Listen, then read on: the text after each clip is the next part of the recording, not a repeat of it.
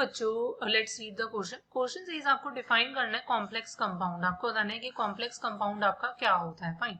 सो बच्चों सबसे पहले हमें यहाँ पर इस क्वेश्चन का आपका की कॉन्सेप्ट जो है वो आपका देखना होगा।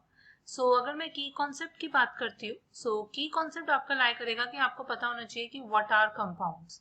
सो अगर मैं कंपाउंड्स की बात करती हूँ, सो कंपाउंड्स आपके क्या होते हैं कि ऐसे, अगर मैं बात करती हूँ ऐसे केमिकल आपके ऐसे केमिकल मॉलिक्यूल्स होते हैं जिसमें आपके पास डिफरेंट एटम्स होते हैं, जिसमें आपके पास क्या होते हैं डिफरेंट एटम्स होते हैं जो आपके क्या होते हैं एक दूसरे से केमिकली बॉन्डेड होते हैं। राइट, मतलब केमिकल बॉन्ड्स के थ्रू वो आपके क्या है एक दूसरे से बॉन्डेड होते हैं। सो ऐसे ऐसे मॉलिक्यूल्स को हम क्या कहते हैं आपके कंपाउंड्स कहते हैं। फाइन। सो एटम्स आपके क्या हो सकते हैं, एटम्स आपके मतलब अगर मैं बात करती हूँ मेटल आयन भी हो सकता है आपका। फाइन, मतलब आपका मेटल आयन हो सकता है आपके पास, एनी अदर आपके पास कुछ भी आपका हो सकता है। क्लियर। सो मतलब डिफरेंट एटम्स बेसिकली आपके होंगे जो केमिकल बॉन्ड्स के थ्रू, केमिकल बॉन्ड्स आपके कोवलेंट बॉन्ड हो सकता है, कोऑर्डिनेट बॉन्ड्स हो सकते हैं। फाइन, आपके क्या है आयनिक बॉन्ड्स हो सकते हैं। क्लियर। सो ऐसे कंपाउंड ऐसे मॉलिक्यूल्स जिसमें डिफरेंट एटम्स केमिकली एक दूसरे से बॉन्डेड होते हैं उन्हें हम कंपाउंड कहते हैं। अब अगर मैं बात कर रही हूँ आपके कॉम्प्लेक्स कंपाउंड की। Fine. So now if I talk about complex compound की अगर मैं बात करती हूँ, सो देखो कॉम्प्लेक्स कंपाउंड जो होता है ये आपका एक ऐसे टाइप ऑफ कंपाउंड होता है। It is a type of compound, it is a type of compound जो आपका क्या होता है that is formed by the association of by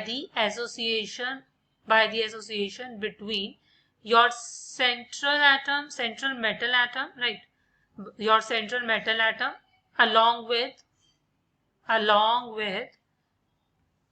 surrounding non-metals, along with surrounding non-metal atoms और आयंस और आपके क्या है लिगेंड्स। राइट, जो आपके क्या होते हैं बॉन्डेड होते हैं थ्रू योर कोवलेंट बॉन्ड्स, या आपके क्या होते हैं थ्रू योर आयनिक बॉन्ड्स, या आपके क्या होते हैं कोऑर्डिनेट बॉन्ड्स। राइट। सो कहने का मतलब होता है कि ये एक ऐसे टाइप का कंपाउंड होता है जिसमें आपके पास क्या होता है एक एसोसिएशन होती है between central metal atom and आपके पास सराउंडिंग नॉन मेटल एटम्स हो सकते हैं, आयंस हो सकते हैं या लिगेंड्स हो सकते हैं। फाइन। और वो आपके सेंट्रल मेटल एटम से कैसे जुड़े होते हैं, या तो कोवलेंटली, आयनिक बॉन्ड्स के थ्रू या कोऑर्डिनेट बॉन्ड्स के थ्रू। एग्जांपल से हम इसको समझ लेते हैं। एग्जाम्पल ले सकते हो, अगर सपोज कर लो मैंने ले लिया आपका CONH3 होल 6 आपका क्या है 2 पॉजिटिव। राइट।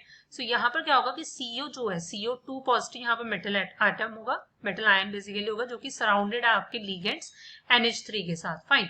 सो ये लिगेंड्स जो होते हैं वो कोऑर्डिनेट बॉन्ड्स के थ्रू आपके क्या सेंट्रल एटम के साथ बॉन्डेड होते हैं। फाइन। यहीं पे सपोज कर लो आपके पास जैसे देखो 2 पॉजिटिव है, तो अगर मैं यहाँ पर Cl2 ले लेती हूँ, सो यहाँ पर 2 अनायनिक स्पीशीज आ गई। राइट। सो यहाँ पर अब इनके बीच में क्या होगा आयनिक बॉन्ड होगा। फाइन। सो ये आयनिक बॉन्ड से आपके क्या है जुड़े हुए हैं। सो ऐसे कंपाउंड्स, और आप देख सकते हो यहाँ पर डिफरेंट एटम्स है वो केमिकल बॉन्ड से जुड़े हुए हैं, इसलिए कंपाउंड है, इन्हीं को हम कॉम्प्लेक्स कंपाउंड कहते हैं। So the final answer is a complex compound is a type of compound in which the central atom is in association with the surrounding ligands, ions और non metal atoms that are bonded through covalent, ionic or coordinate bond. So hope you understand it well. Best of luck. Thank you.